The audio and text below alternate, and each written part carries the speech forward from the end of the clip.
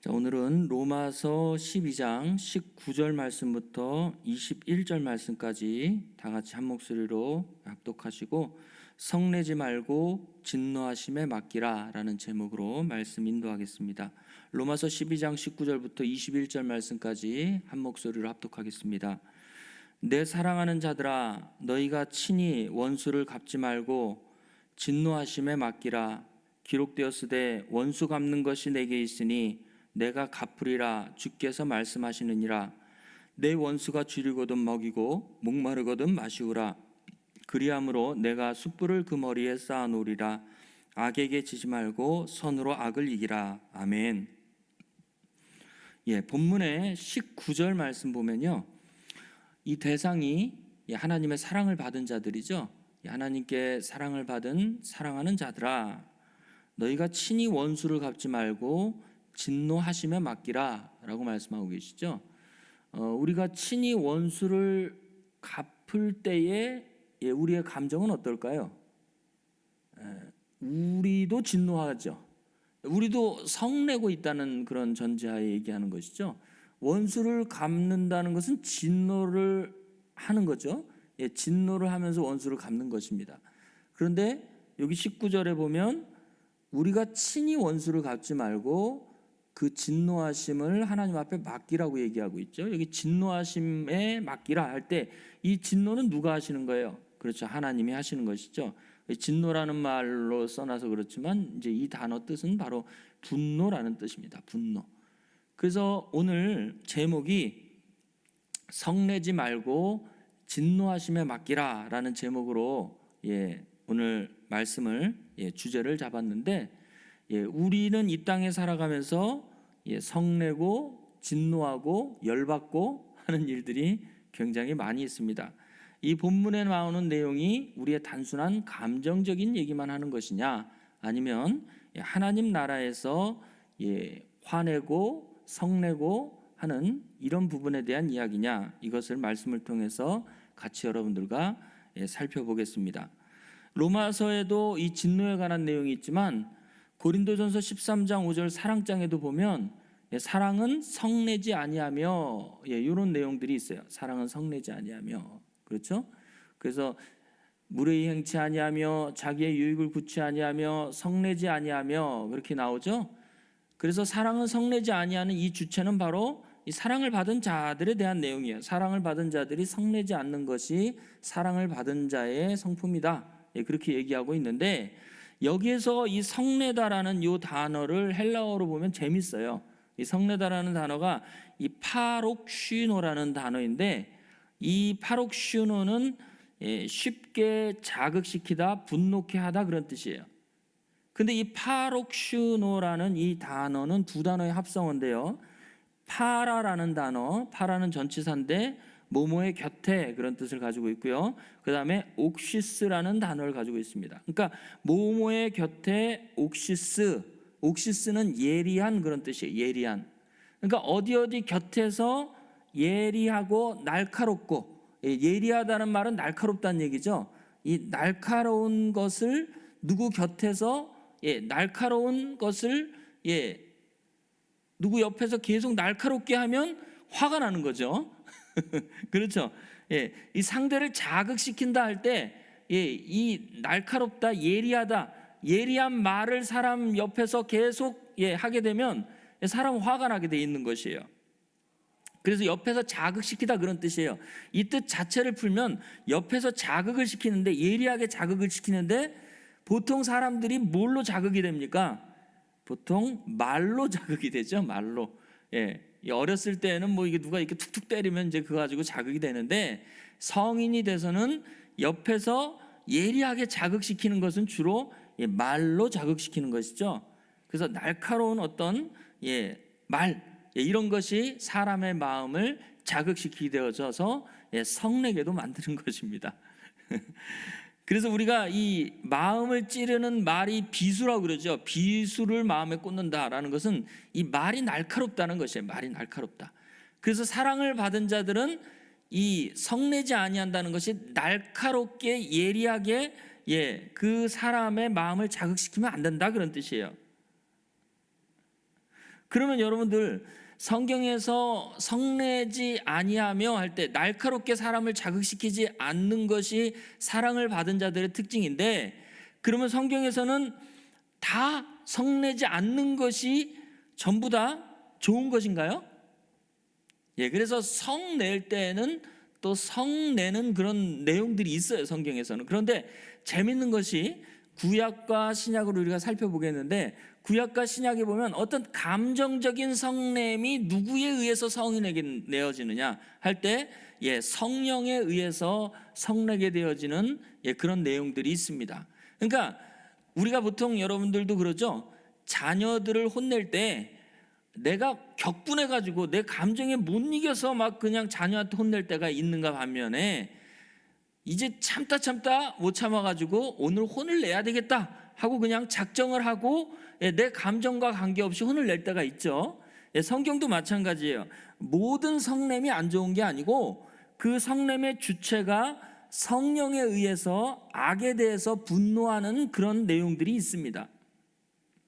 그래서 사무엘상 11장 6절에서 7절 말씀 보면, 사무엘상 11장 6절에서 7절 말씀 보면 이런 내용이 있습니다.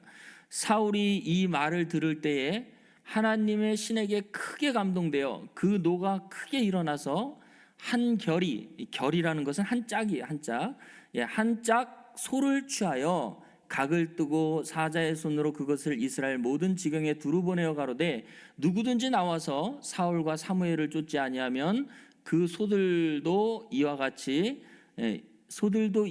하리라, 소들과 같이 하리라 하였더니 여호와의 두려움이 백성에게 임하매 그들이 한 사람같이 나온지라, 그런 내용들이 있습니다. 11장 6절에 보면 사울이 이 말을 들을 때 하나님의 신에게 크게 감동되었다는 내용들이 나오죠. 그래서 크게 노가 발하여졌다고 얘기합니다. 이 무슨 배경이냐면, 사울이 사무엘을 통해서 왕의 취임을 받았어요. 기름 부음을 받았습니다.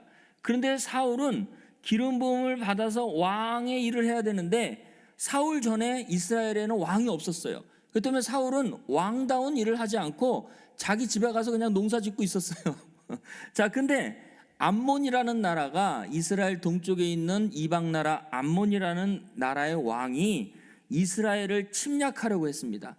그때 이스라엘의 야베스 사람들한테 내가 너희를 침략하겠으니 너희는 다 내게 복종하라, 그렇게 얘기하니까 이스라엘의 야베스 사람들이 제발 암몬 왕이시여 우리를 불쌍히 여기소서 하니까 이 암몬 왕이 어떻게 얘기했냐면, 그러면 내가 너희들을 용서해 줄 테니 너희 이스라엘 야베스 사람들 너희 오른쪽 눈을 다 뽑아라. 다 뽑으면 내가 공격하지 않겠다, 그렇게 얘기했습니다. 그러니까 너희는 이제 죽는다는 거죠. 그 말이죠.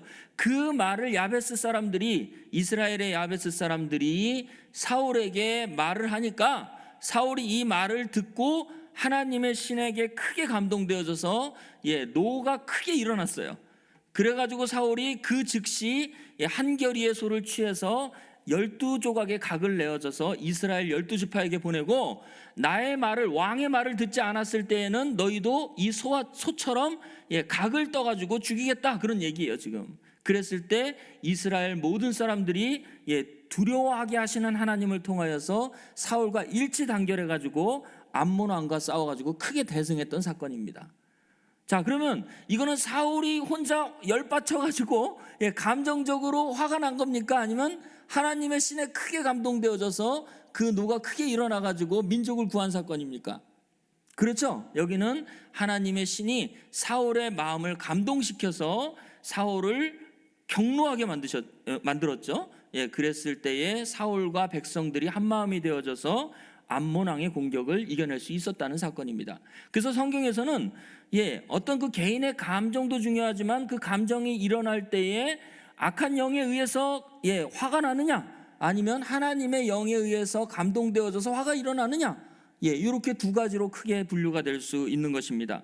예수님도 그랬죠. 마태복음 12장 34절을 보면 예수님이 이런 말을 하죠.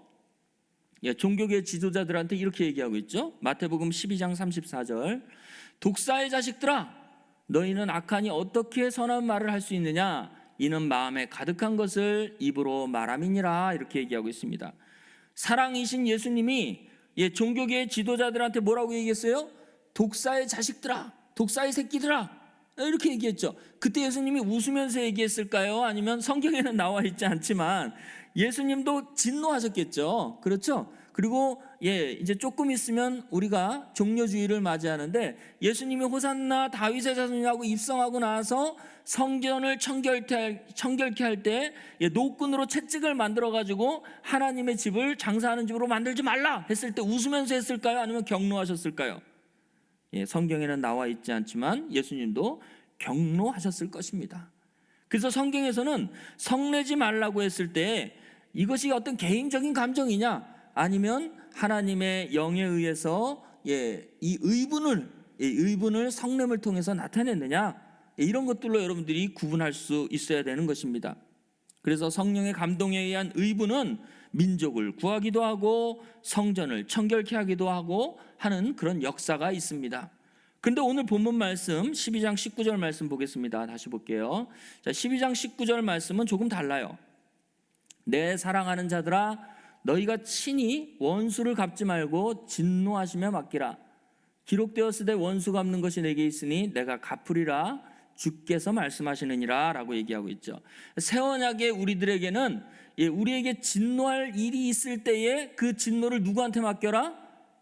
그렇죠, 하나님에게 맡겨라, 이렇게 말씀하고 계시는 것입니다.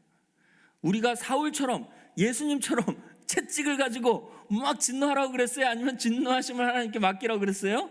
이제는 새 언약에서는 진노하심을 하나님께 맡기라고 얘기했습니다. 왜 우리가 개인적으로 진노하심을 금하셨는지 여러분도 한번 깊이 생각해 보셔야 됩니다.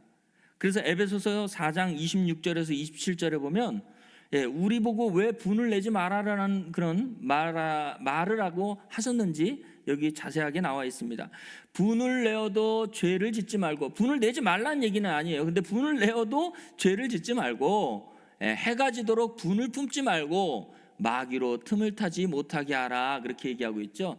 결론은 분을 내어도 죄를 짓는 데까지 분을 내거나 아니면 해가 지도록 오래 분을 품고 있으면 마귀가 틈을 탄다는 내용이죠. 이러한 내용들이 우리에게 있기 때문에, 이러한 하나님의 말씀이 있기 때문에 우리는 진노하심을 하나님께 맡겨야 된다는 것입니다. 그래서 그러한 내용들이 다윗 시대 때에 정확하게 그 분을 낸 결과가 어떻게 되며 그 분을 하나님께 맡긴 결과가 어떻게 되는지 다윗의 사건을 통해서 우리가 살펴보겠습니다. 지도 한번 보여주세요, 목사님. 지도 보면 자, 여기 보여지죠? 자, 이 배경에 대해서 간략하게 설명을 드리겠습니다. 여기 빨간 줄로 예루살렘이라는 이 부분이 있죠. 예루살렘이 있고 그 위에 바후림이라는 곳이 있습니다. 바후림이 있습니다. 자, 그다음에 마하나임이라는 곳이 있죠. 빨간 곳으로 세 곳을 쳤습니다. 이게 어떤 배경을 가지고 있냐면, 요거 이제 보시고 우리 본문을 먼저 보겠습니다. 본문을 먼저 보고 다시 이 그림으로 다시 돌아가겠습니다. 사무엘하 16장 7절 말씀부터 12절 말씀 보겠습니다. 자, 본문의 배경적인 설명을 먼저 같이 성경을 통해서 보겠습니다. 자, 시므이가 저주하는 가운데 이와 같이 말하니라. 피를 흘린 자여, 비루한 자여, 가거라. 사울의 족속의 모든 피를 여호와께서 내게로 돌리셨도다. 그 대신에 내가 왕이 되었으나 여호와께서 나라를 내 아들 압살롬의 손에 붙이셨도다. 보라, 너는 피를 흘린 자인고로 화를 자취하였느니라. 수르야의 아들 아비새가 왕께 여짜오되 이 죽은 개가 어찌 내 주 왕을 저주하리이까? 청컨대 나로 건너가서 저의 머리를 베게 하소서. 왕이 가로되 수르야의 아들들아, 내가 너희와 무슨 상관이 있느냐? 저가 저주하는 것은 여호와께서 저에게 다윗을 저주하라 하심이니 내가 어찌 그리하느냐 할 자가 누구겠느냐 하고, 또 아비새와 모든 신복에게 이르되 내 몸에서 난 아들도 내 생명을 해하려 하거든 하물며 이 베냐민 사람이랴. 여호와께서 저에게 명하신 것이니 저로 저주하게 버려두라. 혹시 여호와께서 나의 원통함을 감찰하시리니 오늘날 그 저주가닥에 선으로 내게 갚아주시리라 하고. 아멘. 이런 배경의 말씀이 아까 그 지도에 나와 있는 내용입니다. 지도 다시 한번 보여주세요. 자, 이 내용 중에 보면 화내는 사람이 두 사람이 나와요. 자, 이 내용의 본문의 배경을 간략하게 설명을 하면 다윗의 셋째 아들인 압살롬이라는 이 아들이 난을 일으켜요. 이 다윗의 친아들인데도 불구하고 자기 아버지 왕을 쫓아내고 반란을 일으킵니다. 그래서 군대를 이끌고 지금 다윗에게 쳐들어옵니다. 그러니까 다윗 왕은 엄청난 무장이고 엄청나게 싸움을 잘해요. 그리고 그 주변에는 일당백의 용사들이 12명이나 포진하고 있었어요. 그리고 그 숫자도 엄청나게 많은, 실전 경험이 많은 그런 군대들도 엄청난 군대들이 있었습니다, 다윗에게는. 그런데 압살롬이 군대를 끌고 다윗을 죽이려 오니까 다윗이 자기 아들과 싸우면 안 되기 때문에 다윗이 피난을 가는 광경이에요. 어디로 가느냐? 이 가나안 땅에 동북쪽의 마하나임이라는 곳으로 피난을 가게 됩니다. 그때 지나치는 곳이 어디냐? 바후림이라는 지역이었어요. 이 바후림이라는 지역을 지나칠 때에 사울의 그 지파의 굉장히 유명한 사람, 사울 지파의 어른격인 이 시므이라는 사람이 언덕 위에 올라가서 피난 가는 다윗에게 돌과 재를 뿌리면서 아까 얘기했던 대로 저주를 하죠. 저주하면서 피 흘린 자여, 피 흘린 자여 그러면서 하나님께서 지금 너를 보응하신다 그렇게 얘기하면서 네가 사울 왕을 죽였기 때문에 네 아들이 너를 죽이기 위해서 너를 죽이기 위해서 군대를 이끌고 올라오는 것이 하나님의 공이다 그러면서 화를 내면서 막 위에서 돌을 던지고 재를 뿌리는 광경입니다.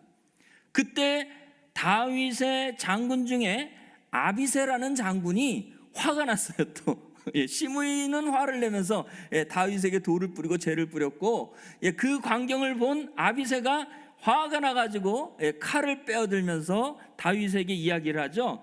이 죽은 개가 어찌 내 주를 저주하리까? 그러면서 청컨대 나로 올라가서 저 시므이 한 주먹도 안 되는 저놈을 죽이게 하소서 그렇게 얘기하고 있죠. 그러니까 화가 난 사람이 두 명이죠. 근데 다윗은 화를 안 내요.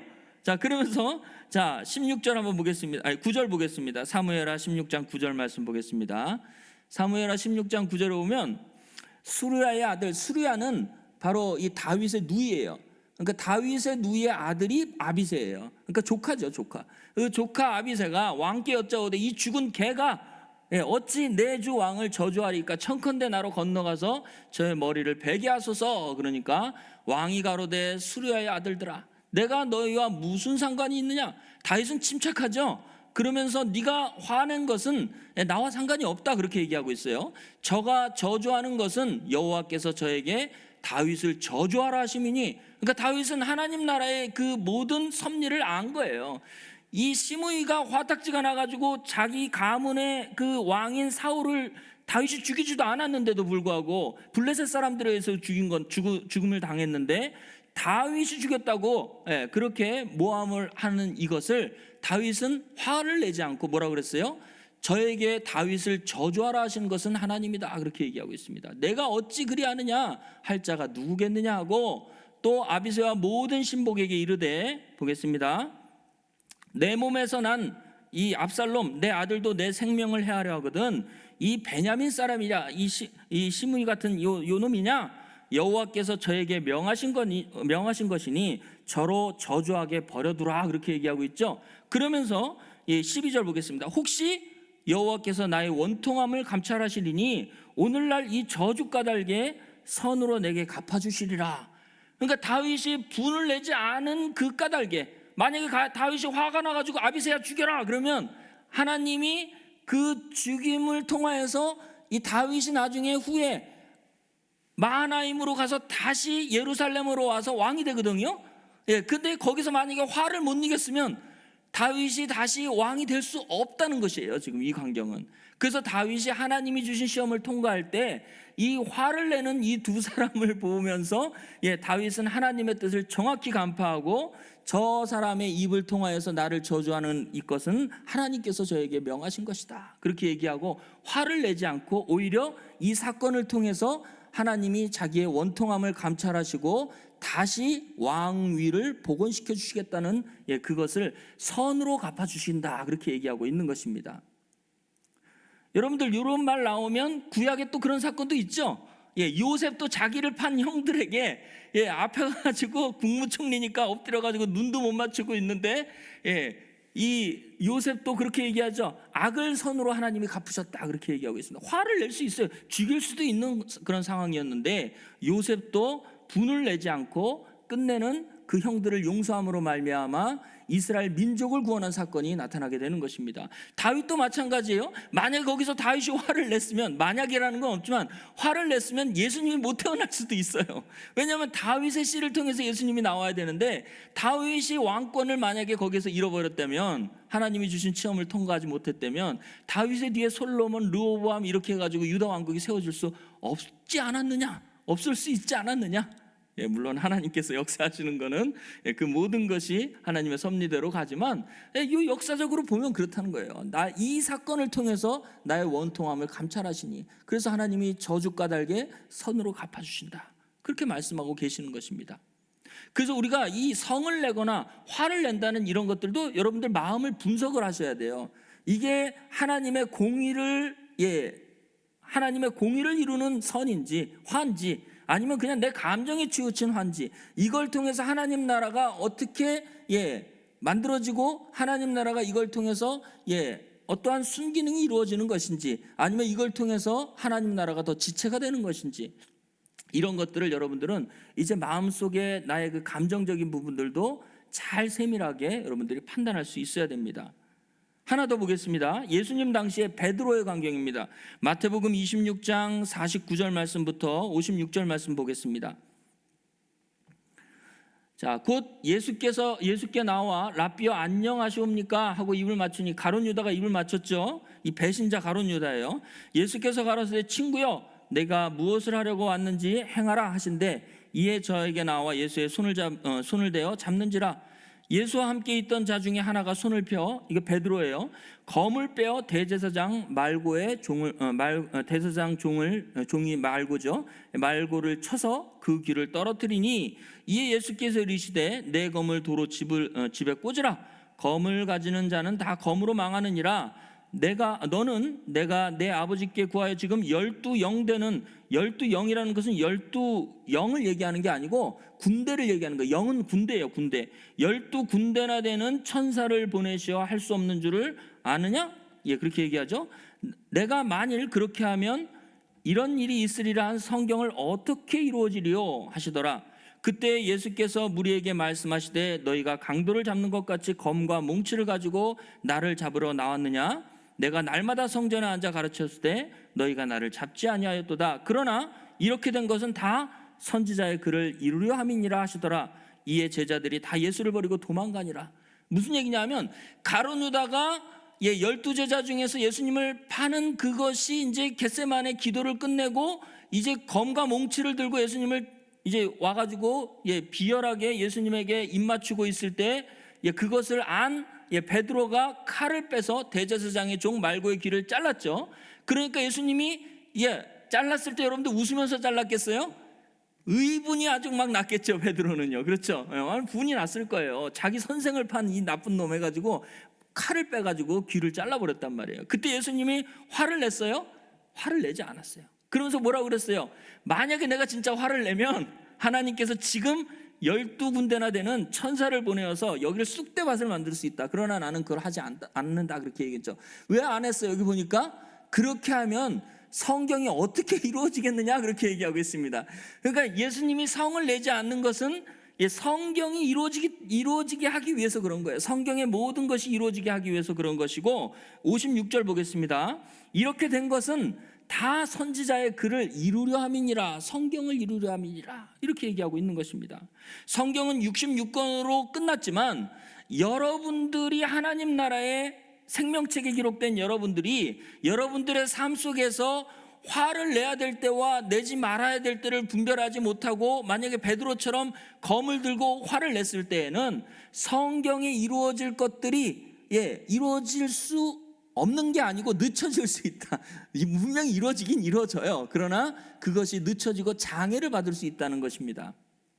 그래서 여러분들도 성을 내거나 화를 낼 때에 잘 분석을 해야 된다.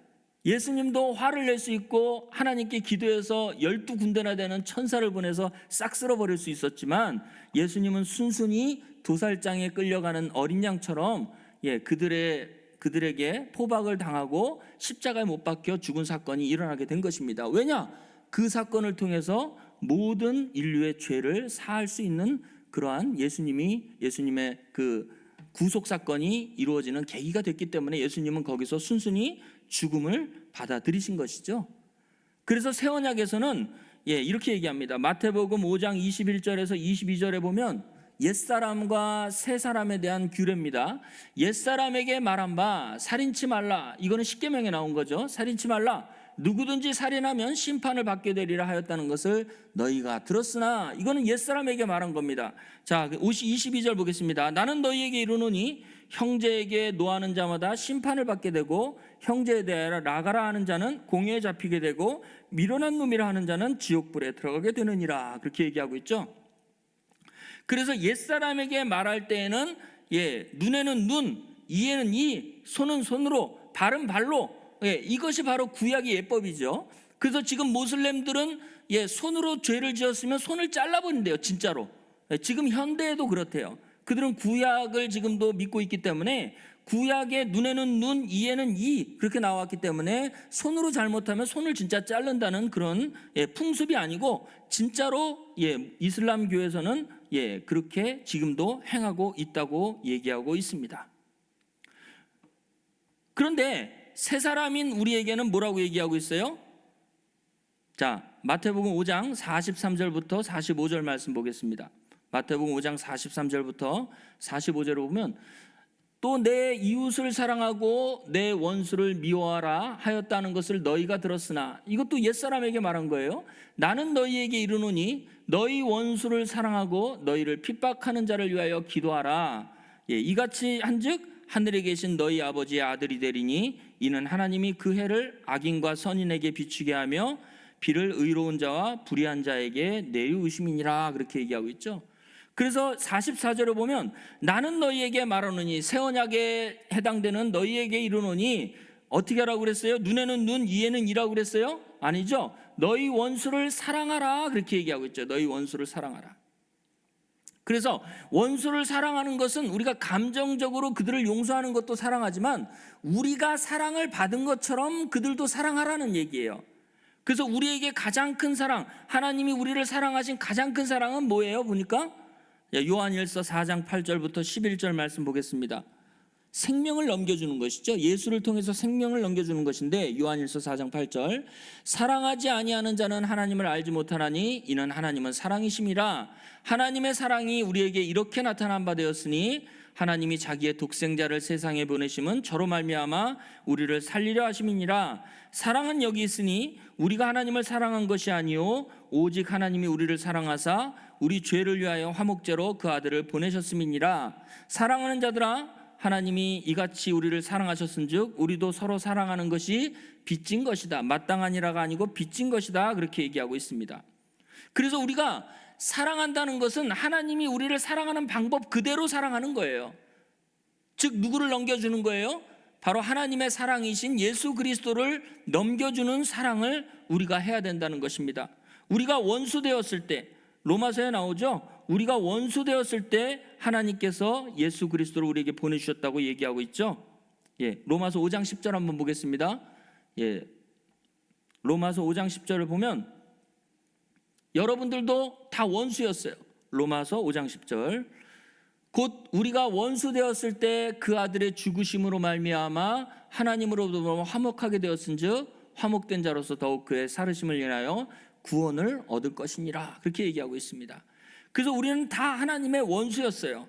그렇죠? 하나님의 원수였어요. 그래서 너희 원수를 사랑하고 너희를 핍박하는 자를 위하여 기도하라라는 것은 사도 바울의 예를 보면서 잘 알고 있어요. 알 수 있어요. 사도 바울의 동족이었던 유대인들이 사도 바울이 바리새인이었을 때는 사도 바울을 높이 평가하고 그가 가말리알 문화의 아주 수재였고 그가 다메섹까지 가가지고 예수 믿는 자들을 죽였을 때는 아무 얘기도 하지 않았어요. 그러나 사도 바울이 다메섹에서 개종되고 난 다음부터 유대인들의 원수가 누가 된 거예요? 사도 바울이 된 거죠. 그렇죠. 그들에게 무슨 해코지를 한 것도 아닌데 예수를 믿음과 동시에 그는 원수가 된 것이에요. 오늘날도 마찬가지예요. 우리가 세상 사람으로 있을 때에는 사람들한테 원수 취급을 받지를 않아요. 그러나 우리가 예수를 믿고 난 다음부터는 우리는 세상 사람들과 이제는 영적으로 봤을 때는 다른 영을 가지고 있는 사람들입니다. 그래서 세상 사람들을 봤을 때 여러분들이 긍휼히 여겨야 되는 것이 그런 것이에요. 그들에게 죄가 해결되어지지 않았을 때에는 공중권세 잡은 자 사탄에 의해서 지배를 받고 있기 때문에 우리가 그들을 사랑하는 것이 바로 원수를 갚는 일입니다. 로마서 12장 20절 말씀 다시 보겠습니다. 오늘 본문 말씀이죠. 내 원수가 줄이거든 먹이고 목마르거든 마시우라. 그리함으로 내가 숯불을 그 머리 위에 쌓아놓느니라. 그렇게 얘기하고 있죠. 그래서 하나님의 원수인 우리에게 먹이고 그 다음에 우리를 마시운 분이 누구예요? 바로 예수 그리스도가 우리에게 생명의 떡을 주셨고 그리고 예수의 피를 마심으로 말미암아 우리가 영생을 얻게 되었죠. 그래서 우리처럼 원수인 자들, 세상에 있는 하나님의 자녀들에게 먹이고 마시우는 일이 우리에게 남아 있는 것입니다. 그래서 말씀을 마무리하겠습니다. 성내지 말고 진노하심에 맡기는 삶은 하나님의 전적인 신실하심을 믿는 마음에서 시작되는 것입니다. 우리가 아비새처럼 베드로처럼 항상 사탄이 밀가부르듯 우리 마음을 시험할 때 우리 주님은 찾아오셔서 우리를 복음으로 먹이고 마시음으로 숯불을 머리에 쌓으셨습니다. 숯불을 머리에 쌓는다는 것은 뭘 얘기하는 걸까요? 그렇죠? 숯불을 머리에 쌓는다는 것은 두 가지 의미가 있는데 그것은 바로 숯불을 쌓는 것은 원수에게 그 복음을 베풀어서 그의 양심을 깨우는 것이 숯불을 머리에 쌓는 것이고 두 번째는 끝내 회개하지 않으면 하나님의 심판이 임한다는 내용입니다. 그래서 우리가 숯불을 머리에 쌓아주셔서 우리가 양심의 회개를 하고 하나님 앞에 돌아오게 되어졌습니다. 한 주간도 선으로 악을 이기신 우리 예수 그리스도 그분의 살아계신 역사를 통해서 우리 삶 속에서 항상 선으로 악을 이기는 여러분들 되시기를 주의 이름으로 축원합니다.